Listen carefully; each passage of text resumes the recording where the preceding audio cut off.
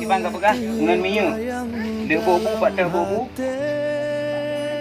Pak dengan. Habisan kuah pas kuah. Kalau kau baju bu mani. Mana ngan miyo. Baju bu ngan miyo. Dia kali mana? Mana gua mak lo hajak mak. Jauh belang. Ayah oh. Kau kagak mikir ayah. Oh ya Allah. Anak kira ada ayah satu lebih. Nanti kan ayah kah? Ingat.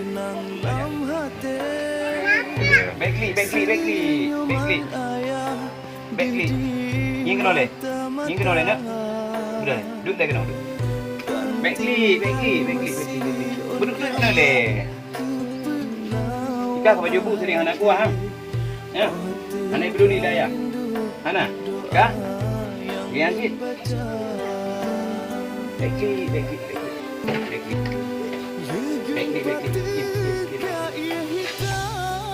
Backli.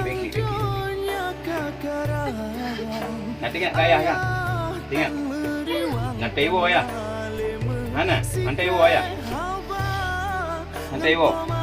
Patah kacau bu, akas baju bu patah miu. Kan?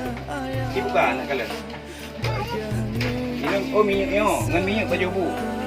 Yo. Ini putra. Si buka.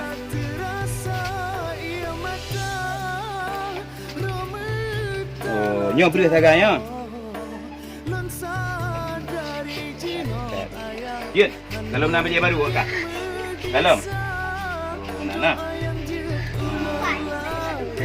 Tengok tableau ah. Ha? Tengok tableau ah. Yun. Teman, inilah kondisi fakir miskin daripada keluarga Sunan Mak Nurmala Ramli yang hari inilah kondisi rumah mereka. Mari kita lihat sama-sama di bagian belakang.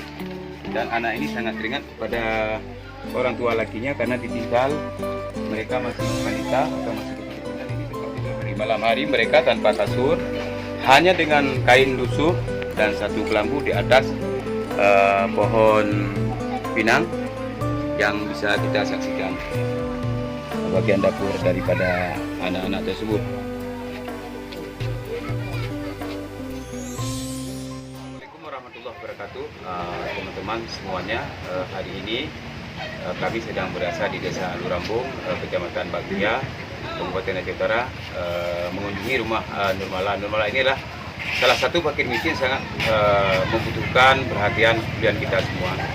Anak-anak mereka dengan kondisi seperti ini dipisahkan oleh orang tua laki, yang sampai hari ini mereka begitu terlantar dengan kehidupan kondisi yang seperti ini yang kita lihat di postingan saya nanti. Demikian teman-teman, mohon kepedulian semua pihak agar anak-anak ini bisa berbahagia dengan kondisi. Sampai hari ini mereka belum punya baju baru. Mereka belum sedangkan orang tua perempuannya masih di sawah jatuh upah di tempat orang. Demikian, assalamualaikum warahmatullahi wabarakatuh.